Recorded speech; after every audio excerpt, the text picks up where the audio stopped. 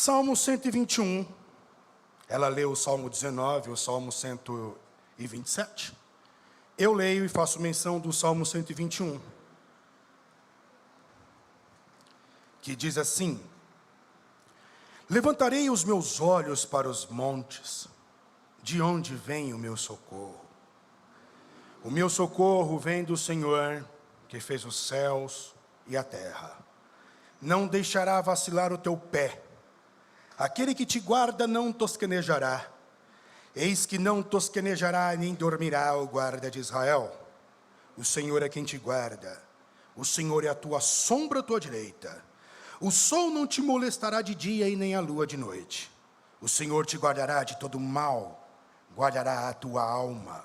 O Senhor guardará a tua entrada e a tua saída, desde agora e para sempre. Amém? Amém.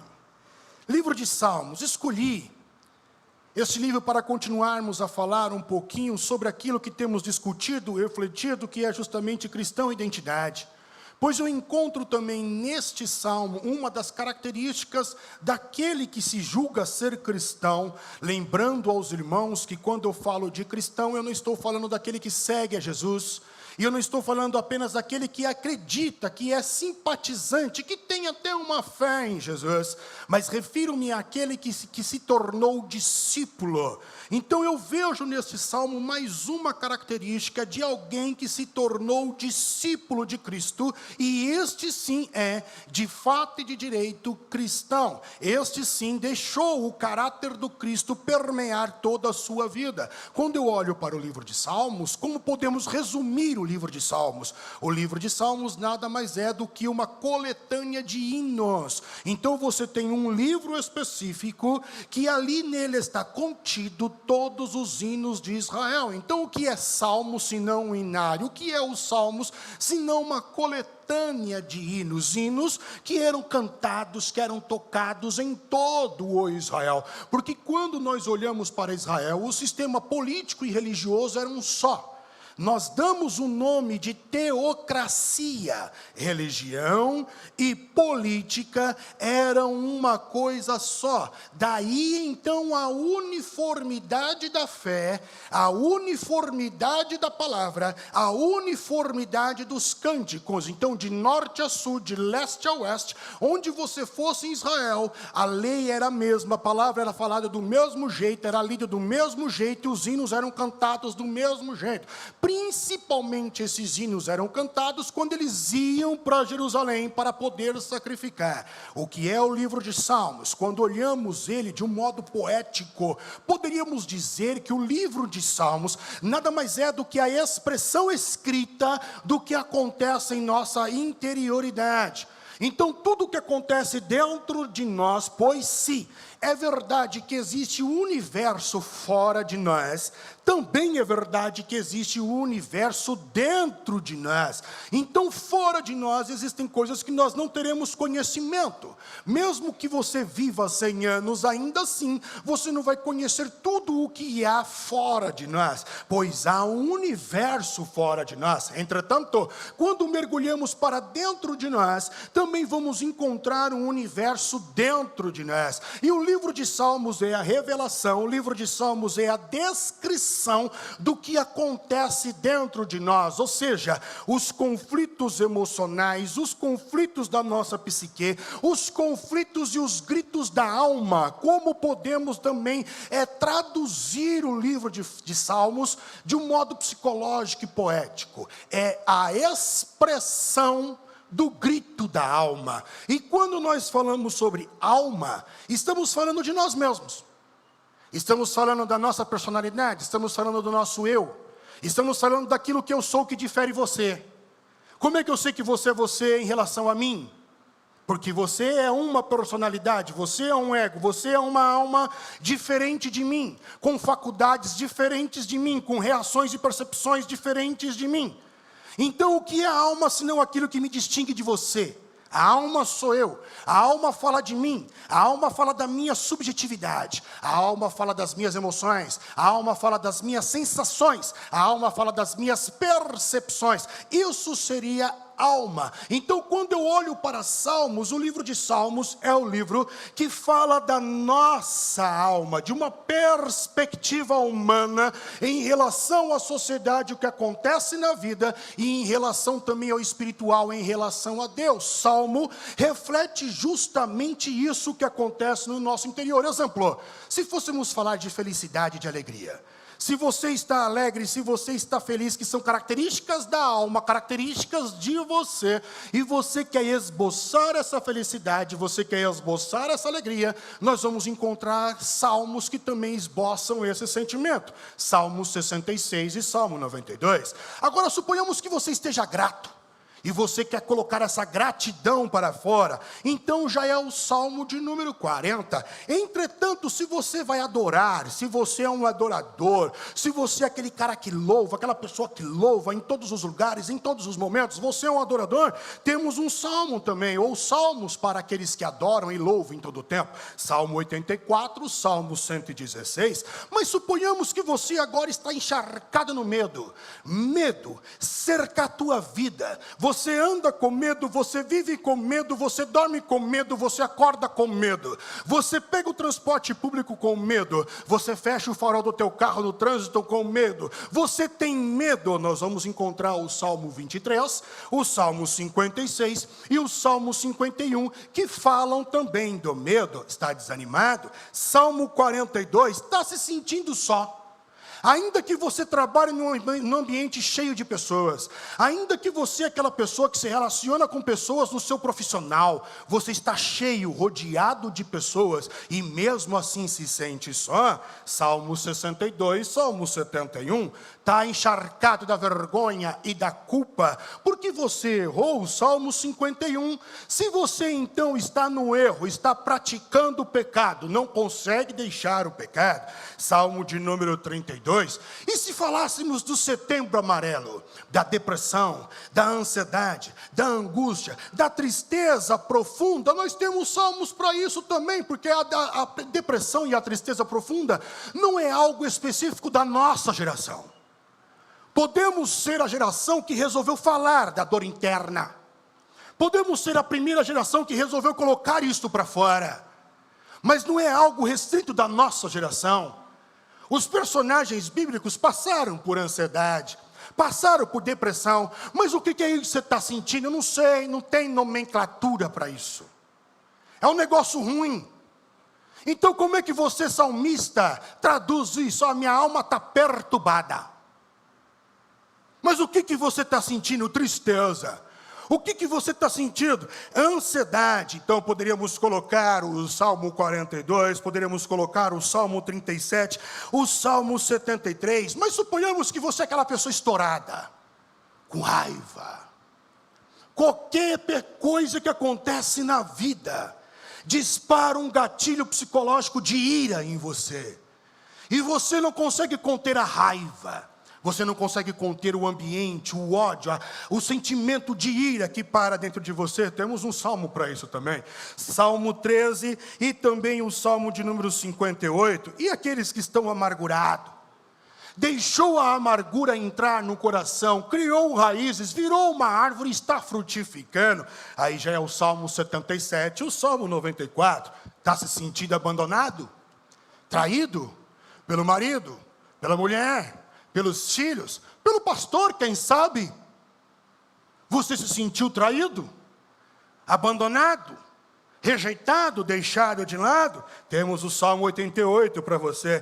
E as dúvidas? Será que de fato Deus existe? Será que a palavra de Deus, ela é o que ela diz ser, ou seja, a palavra de Deus? Será que eu estou caminhando no caminho certo? Será que realmente a fé, ela pode de fato mover montanhas? Não sei. Dúvidas. Salmo de número 119. Então eu te pergunto, qual é o grito da tua alma?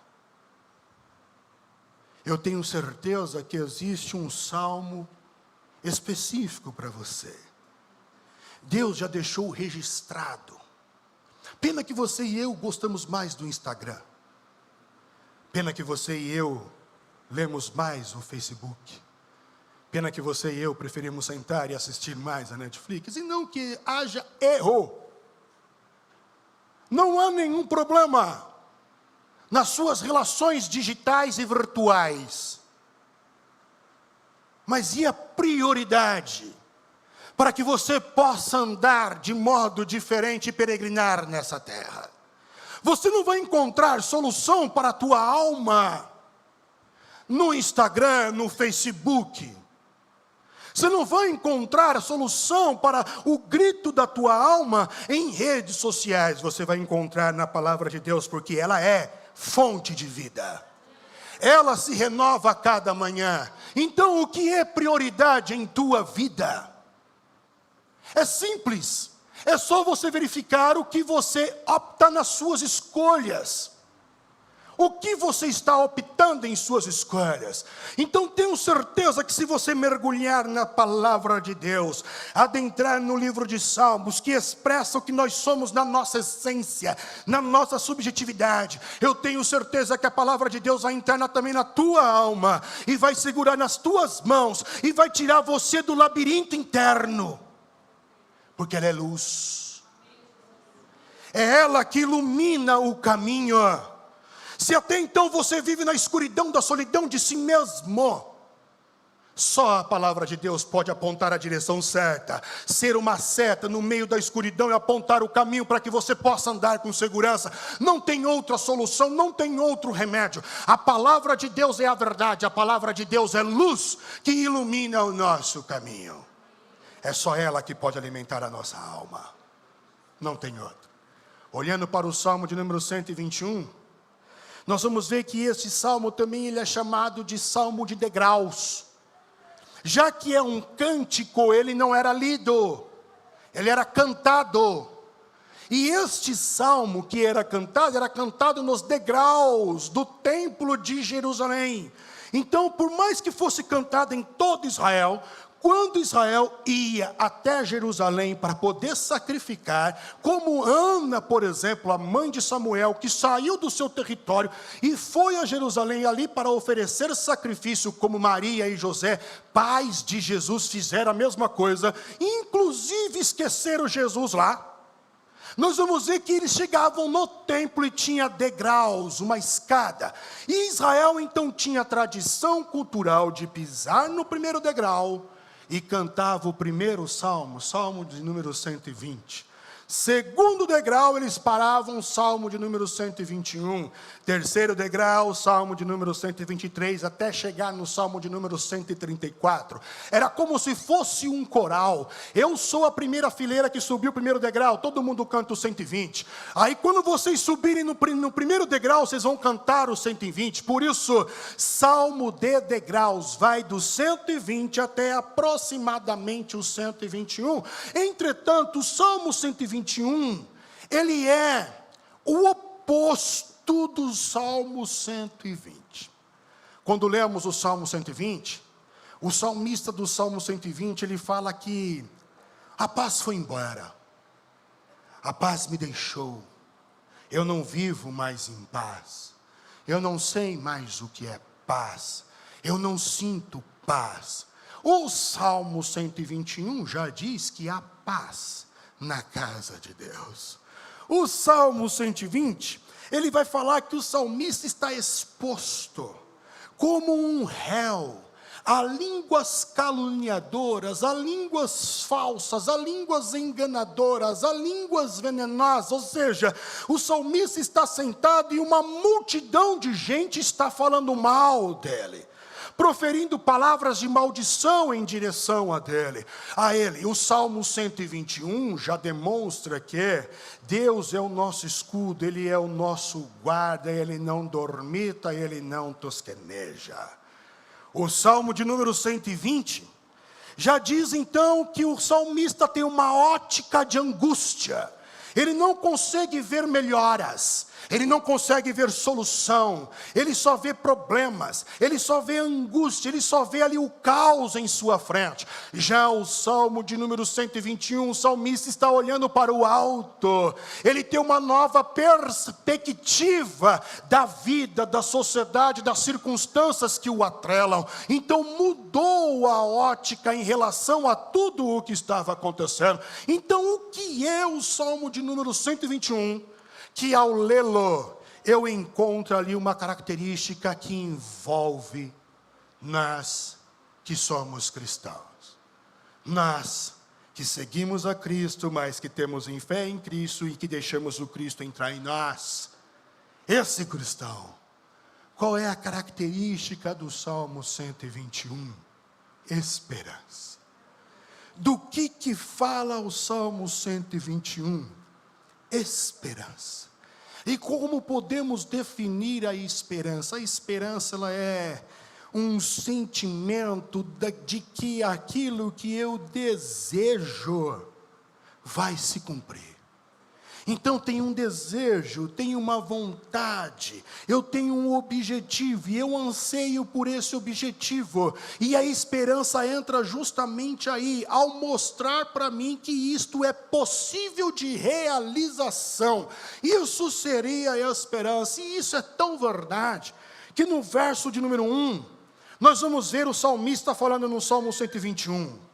Levantarei os meus olhos para os montes. De onde vem o socorro? Essa palavra, essa frase às vezes tem duplo sentido. Alguns a entendem como uma pergunta, outras entendem como uma afirmação, independente disso. Nós vamos ver que levantar os olhos para os montes, elevar os olhos para os montes, de onde supostamente pode vir um socorro, traz a ideia de lugar da solução.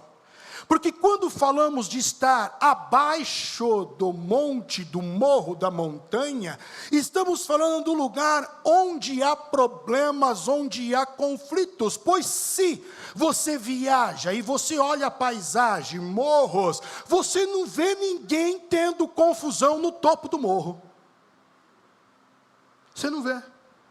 Você não vê ninguém brigando no topo do morro. Você não vê ninguém xingando ninguém no topo do morro. Onde é que há o problema ou os problemas acontecem? Não é lá em cima, é aqui embaixo. O circo pega fogo aqui embaixo. Aqui embaixo não tem paz. Aqui embaixo vivemos com receio. Aqui embaixo há guerras, aqui embaixo há medo, aqui embaixo há temores, aqui embaixo há necessidade. Mas quando eu olho lá para cima, ele traz o aspecto de solução.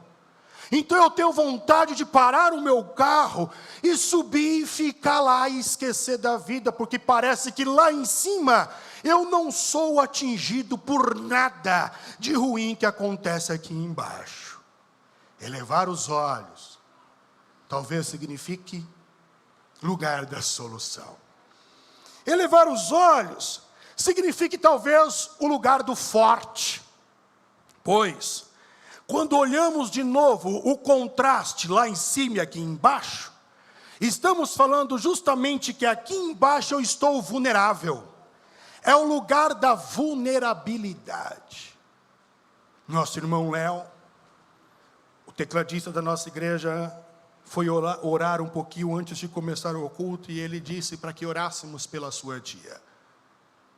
Pois infelizmente, atropelou uma pessoa que veio a óbito. E ela está na UTI, se sentindo mal. Aqui embaixo é o lugar da vulnerabilidade. Aqui embaixo nós corremos perigo. Aqui embaixo, eu poderia dizer que inclusive há desânimo. Porque quando comparamos de modo geográfico, e eu tenho certeza que você era um aluno assíduo na geografia, então você sabe que tem o morro, a montanha, e o que está próximo ao morro da montanha, na parte de baixo, se chama vale. Depressão. Então é no vale que você anda ao lado da morte. Na sombra da morte. Ainda que eu andasse pelo vale da sombra da morte. Vale depressão calha muito bem com o setembro que nós resolvemos falar, da depressão, da ansiedade, pois no lugar mais baixo é justamente como a depressão deixa você em questões emocionais. Ela te empurra para baixo, ou ela te atrai para baixo, ela tira o teu ânimo, a tua vitalidade, ela não deixa você erguer a cabeça, ela não deixa você viver, você esquece de si, e esquece que existe a vida, você não tem ânimo para a vida. Então, quando estamos aqui embaixo, nós podemos sentir tudo isso, porque é o lugar da vulnerabilidade. Logo, olhando para cima, parece o lugar do forte, o lugar onde há paz, o lugar onde há refúgio. Parece que estar lá em cima, você não vai sofrer nenhum dano daqui de baixo. Entretanto, olhar ainda para o monte, elevar os olhos para o alto, poderíamos resgatar uma cultura, ou uma característica da cultura dos povos antigos. Pois os povos antigos, eles acreditavam que os deuses viviam nos montes. Então, quando eles olhavam para os montes muito altos, que era difícil de subir, os deuses moram lá. E quem sabe, saindo do Salmo 120, o salmista que está angustiado no lugar da vulnerabilidade, ele olha para o monte, e ele então se refere: será que é de lá que vai vir o meu socorro? Como na Grécia Antiga, o Monte Olimpo, o lugar de reunião da Assembleia dos Deuses, será que é de lá que esses deuses vão trazer um socorro para mim? Será que é de lá que eu vou encontrar refúgio? Será que é de lá que vai vir paz? Será que é de lá que vai vir a solução do meu problema? Será que é de lá que eu vou conseguir continuar a minha trajetória e peregrinação de vida? Será que os deuses vão me ajudar? Será que é de lá, desse lugar alto onde eles moram? Aí eu fico imaginando o próprio salmista, meneando a cabeça, como um sinônimo de negatividade, de negação, do seu próprio questionamento, da sua própria afirmação. Aí ele vem e diz no verso de número 2, e eu faço um adendo a este verso, e coloco o termo não como prefixo, e coloco não, e aí o salmista então continua: o meu socorro vem do Senhor. O meu socorro não vem do monte, o meu socorro não vem dos deuses que supostamente moram no monte, porque o meu Deus, inclusive, criou estes montes onde as nações acham que eles habitam. O meu Deus não só criou esses montes, como Ele é mais sublime do que qualquer outro Deus, ao ponto de nenhum Deus existir. E Ele diz que fora dele não há outro. Do que se trata o Salmo 121, se não da esperança? A pergunta que eu te faço é: onde você tem depositado a tua esperança? Nos teus músculos? Para você que exerce uma arte marcial, e você que é uma arma branca, onde você tem colocado a tua esperança? Nos teus golpes? Na tua agilidade de defesa pessoal? Para você que tem grandes recursos financeiros, onde você tem colocado a tua esperança? Para você que tem um bom diploma, ou diplomas, onde você tem colocado a sua esperança? Quem é o teu Deus? O salmista, ainda que por um momento tenha errado, e quem sabe duvidado, será que é de lá que vem? Ele mesmo aperta a tecla pause e diz: não, eu estou pensando besteira, eu estou falando besteira.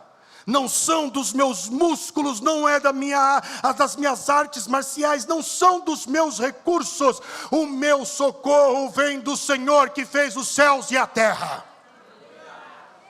Esperança. O verso de número 1 e o verso de número 2 fala da esperança em Deus. Verso de número 3: O salmista escreve: não deixará vacilar o teu pé. Aquele que te guarda não tosquenejará. Começando de trás para frente, tosquenejar, piscar, diz respeito a algo natural do nosso corpo, é involuntário. A não ser que você esteja numa paquera, você pisca involuntariamente. Você não percebe você piscar. Agora, claro, né, quando você está paquerando, você está querendo criar aquele clima, aí você dá aquela piscadinha para demonstrar para o outro. Do contrário, é involuntário. Entretanto, poderíamos dizer que piscar, tosquenejar, ainda denota também sonolência. Pois tem pessoas que quando ouve o pastor Rodrigo pregar, fica sonolento. Os olhos começam a pesar tanto que as pálpebras ficam insuportáveis. E não consegue segurar as pálpebras, de tão pesada que fica. Mas quando falamos de algo natural, um mecanismo natural, involuntário ao nosso organismo, ao nosso ser, involuntário às nossas decisões e vontades, bem como também a sonolência, quando nós colocamos isso em quesito Deus, Ele não tem atos involuntários como eu e você. Ele não é passível ao mecanismo de lubrificação do globo ocular. Deus não precisa disso e Deus também não se sente cansado. Em outras palavras, quando o salmista diz: não deixará vacilar o teu pé, aquele que te guarda não tosquenejará, ele não pisca, ele está querendo dizer que ele está mirando em você constantemente. Não tem como você sair da mira de Deus. Não tem como ele perder você, que é o alvo da atenção dele. Ele está mirando em você constantemente. Agora, quando falamos, por exemplo, de não deixará vacilar o teu pé, estamos querendo dizer que você não vai dar aquele estranco, porque pisou em falso, porque tinha um buraco. Quando falamos de terreno liso, como o próprio salmista também diz, estamos falando de um terreno escorregadio. Então ele não vai deixar vacilar o teu pé. E por quê? Porque ele nos deixa a sua palavra. Você vai andar por percursos, por trajetórias que vão tentar solidificar a tua estrutura. Só que todos esses percursos, todas essas ideologias, todas essas vozes que vão tentar criar você, formar você, pode ser um falso em falso. Você pode tutibiar, você pode cair ou pode escorregar. Entretanto, para aquele discípulo que não anda segundo as ideologias, filosofias, essas coisas que tentam nos formar, mas anda pela palavra de Deus, a palavra de Deus é sólida, ela é rocha, ela não é lisa, você estará pisando firme. Você não vai cair, mas só se andar na palavra. Se desprezar a palavra, você vai escorregar. Nada despreza, nada pode substituir a palavra, nada. Milagre não pode substituir a palavra. Sacrifícios não podem substituir a palavra. Orações repetidas não podem substituir a palavra. Jejum não pode substituir a palavra. O que é primordial, o que é essencial é a palavra. Porque é a palavra que molda. Jejum não vai te moldar. Tem gente que jejua muito, mas a língua não cabe na boca. Tem gente que toca muito, mas só toca. Faz uns efeitos ali que a nota toca na tua alma. Mas depois disso fica lá atrás bebendo água, vai lá para fora, mexe no celular, Aí ele está só esperando o próximo set para entrar de novo em cena. Nada substitui a palavra.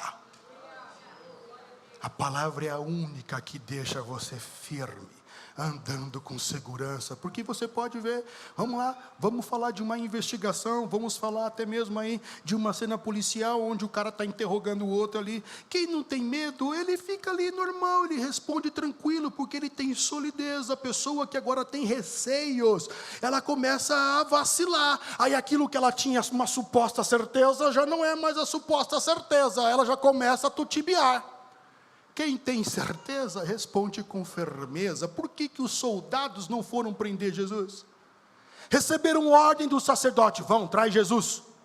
Chegaram lá, aí os caras começaram ouvindo, vamos causar um tumulto na multidão, não vamos pegar ele assim, não, vamos esperar ele terminar o sermão. Tá bom, então vamos sentar, vamos, que talvez vai demorar o sermão de Jesus, ok. Aí sentaram os soldados. Aí depois que Jesus termina de falar, o povo levanta e vai embora. Quem levanta também? Os soldados. Aí os soldados chegam lá no sinédrio, e o sacerdote falou, cadê Jesus? Ah, não deu não. Por que vocês não trouxeram? Ah, não, ninguém fala como esse cara não, mano. Ninguém fala como ele não, ele fala como quem tem autoridade. Não tem medo. Pôncio Pilatos olhou para Jesus e falou, você não fala nada não? Você sabe que eu tenho poder para te libertar? Fala alguma coisa. Jesus, quem sabe, cabisbaixo, sentindo dor, frio, não sei quais eram as reações corpóreas do Cristo naquele momento, porque já tinha sido esbofeteado, já tinha sido chicoteado, não sei quais foram as reações. Aí Jesus, quem sabe, ali de cabeça baixa, ele só olha para Pilatos e fala assim, nenhum poder você teria se do alto não tivesse vindo. Sem medo, sem receio, sem duvidar, porque tinha a palavra enraizada, era o Logos encarnado. Por isso que eu falo para os irmãos não lerem a Bíblia, medite na Bíblia. Demanda tempo para que ela possa entrar no teu coração. E todos os que andam sob a palavra de Deus, quando você vive uma coisa da vida, uma circunstância da vida, a palavra de Deus vai gritar dentro de você. Ela vai falar mais alto dentro de você. É diferente de eu acho que achismo não combina com cristão. Quem tem o eu acho, não tem certeza. E a Bíblia é sim ou não. Simples assim. Firmeza. Você anda sobre algo firme, não escorrega. É por isso que muitos cristãos em países de perseguição não negam a fé. E não têm a Bíblia inteira na mão. Muitos países não podem ter a Bíblia inteira na mão, tem páginas da Bíblia, e só aquela página da Bíblia, e quem sabe o camarada tem ali uma página de números, que vai contar a genealogia de Judá, e Judá gerou fulano, que gerou ciclano, que gerou Beltrano, e Beltrano quando completou tantos anos, gerou não sei quem, e foi morar na terra de não sei onde. Nossa, que leitura legal! E ele está enraizado, é preso, é torturado, mas não nega Jesus, não abandona a cruz, porque está firme na palavra de Deus. Então ele não vai deixar o teu pé vacilar. E por quê? Porque ele deixou você andar sobre a palavra dele. Então, esperança, o verso de número 3, esperança em sua palavra. Verso de número 4, eis que não tosquenejará e nem dormirá o guarda de Israel. No verso de número 4, nós já vemos então a esperança em uma das funções de Deus. Porque eu já falei para os irmãos, a gente tem uma pseudo-crença de acreditar que é a gente que serve a Deus. E não é. O maior sempre serve o menor. E quem nos serve é Deus. A começar do fôlego de vida. Porque no dia que Jesus não quiser mais que você ou eu estejamos vivos, Ele simplesmente corta o filamento, o cordão umbilical, acabou. Pode ter todo o dinheiro do mundo, todos os recursos do mundo. No dia que não quiser, Ele corta. Ele é o autor da vida, você só respira por causa dEle. No reino de Deus, nós somos aquele que está na plateia, aplaudindo o espetáculo daquilo que Deus faz. Deus, Ele não demonstra, Ele não faz um show, Deus faz um espetáculo. E nós estamos na plateia, entretanto, para estar na plateia, ainda fomos movidos a Ele, porque foi o Espírito Santo que nos convenceu a estar na plateia, nos convenceu do pecado, da condenação, do juízo, e foi o Pai que nos levou para a plateia para admirar o seu próprio espetáculo. Tudo vem dEle. Por isso que Paulo, quando escreve aos Romanos, Paulinho ali, parece que quando ele está escrevendo a igreja de Roma, ele se enche do Espírito Santo e chega uma hora que ele fala, eu não sei mais o que eu estou escrevendo. Paulo escreve desse jeito. Eu não sei mais o que eu estou escrevendo, a única coisa que eu sei é que, porque dele, por ele, para ele, são todas as coisas, glória, pois, a ele. É o que Paulo fala. Paulo começa a escrever e ali ele é movido pelo Espírito Santo, ele não tem mais, eu já me perdi, eu perdi o fio da meada. Então é o seguinte, glória pois a Ele, porque vem dEle o que você é, o que você era, o que você vai ser, o que você tem, o que você terá, tudo vem dEle. Nós não temos condição de fazer nada, nem respirar, tudo vem dEle. Ele é a fonte. Quando falamos que o guarda não tosqueneja, ele é o guarda, ele tem uma função, a função de proteger. Então o salmista coloca ele como vigia, e todos aqueles que vigiam, sabem do compromisso de que todos aqueles que estão dormindo, estão sob a responsabilidade dele. Então ele não pode tosquenejar, ele não pode piscar, ele não pode ficar sonolento. Ele é o vigia que está olhando cada um, porque justamente ele protege, ele guarda. E quando nós falamos de guardar, estamos falando de Deus. O fato de não tosquenejar é aquele que te acompanha em toda a trajetória. Deixa eu te falar uma coisa, meu irmão, em tudo que você sente na sua essência, tanto pelo corpo como fora do corpo, na sua alma, na sua mente, Deus conhece na íntegra. Deus sofre com você. Eu, Rodrigo, como pastor dessa igreja, não sei o que você passa, a não ser que me fale. E mesmo que me fale, ainda assim eu não sei na essência o que você está passando. Só você pode falar do que você está passando. Com Deus não é assim. Ele é o guarda, Ele é o vigia que está do teu lado, que acompanha cada trajetória da tua vida e sente tudo o que você sente, como se fosse Ele mesmo sentindo. Ele está ao teu lado. Esperança na função do Senhor. Verso de número 4. Verso de número 5 em diante. O Senhor é quem te guarda. O Senhor é a tua sombra à tua direita. O sol não te molestará de dia, nem a lua de noite. O Senhor te guardará de todo mal, guardará a tua alma. O Senhor guardará a tua entrada e guardará a tua saída, desde agora e para sempre.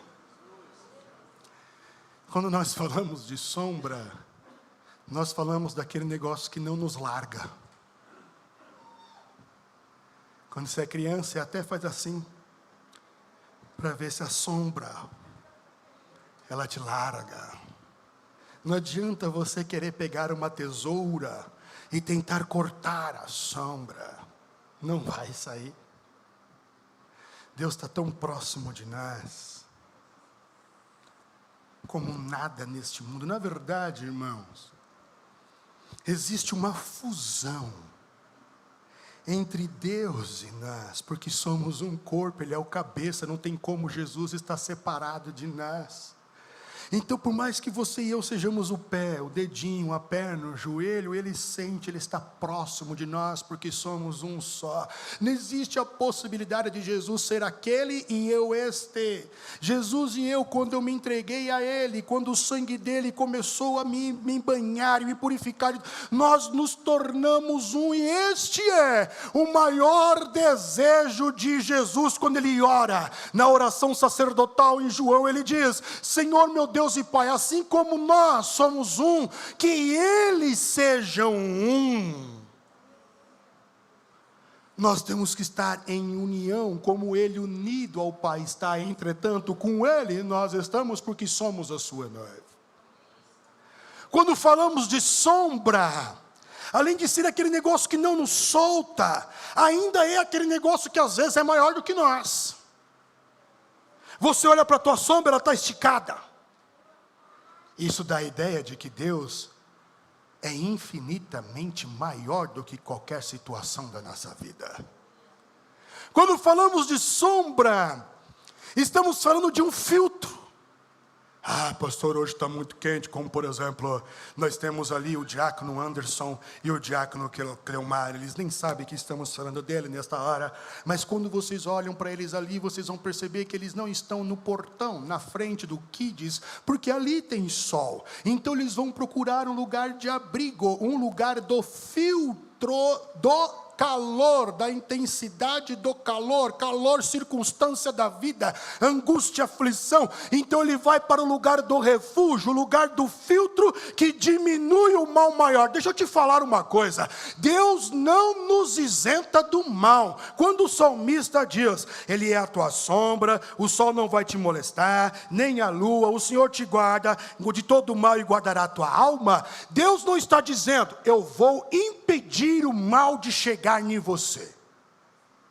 Não é isso que Deus está falando.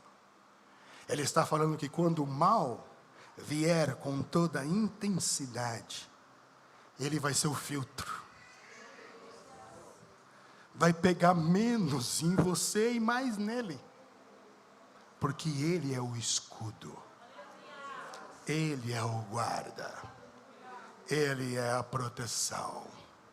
Isso significa que você estando na sombra, você não vai sentir calor? Sim, é o mal, você vai sentir o calor. Mas a sensação térmica de baixo lá na sombra não é a mesma que fora da sombra. Não é a mesma. Um mal maior vai bater e ficar preso em Jesus. E aí você vai sofrer um mal menor, mas vai sofrer. Você vai sofrer. O Evangelho é um Evangelho de perigo. O Evangelho não promete a isenção do sofrimento. No mundo tereis aflições. Mas tem bom ânimo. Eu sou o guarda que não tosqueneja. Eu sou o guarda que sou a tua sombra. Então, esperança. No verso de número 5 ao verso de número 8. Esperança nas funções de Deus. Deus serve a sua igreja, como escreveu o apóstolo Paulo em Efésios, quando faz a comparação de Jesus com o homem, e Jesus servindo a igreja como o homem deve servir a mulher. Então eu oro, irmãos, eu oro muito para que você tenha esperança em Deus. Por isso eu pergunto de volta: onde é que você tem depositado a tua esperança? Ou em que você tem depositado a tua esperança? Em dinheiro? Deixa eu te falar uma realidade, meu irmão. O dinheiro é um pedaço de papel que nós demos um certo valor, mas é um pedaço de papel. O dinheiro não tem valor, dinheiro tem preço. Pessoas têm valor. É diferente. Objetos não têm valor, objetos têm preço. Vida não tem preço, vida tem valor. Onde é que você está colocando a tua esperança? Como teu pastor, eu te aconselho a compreender, a entender de uma vez por todas, irmãos, e andar com uma geração de cristãos diferente, com uma geração de cristãos como a igreja primitiva, que é invejável.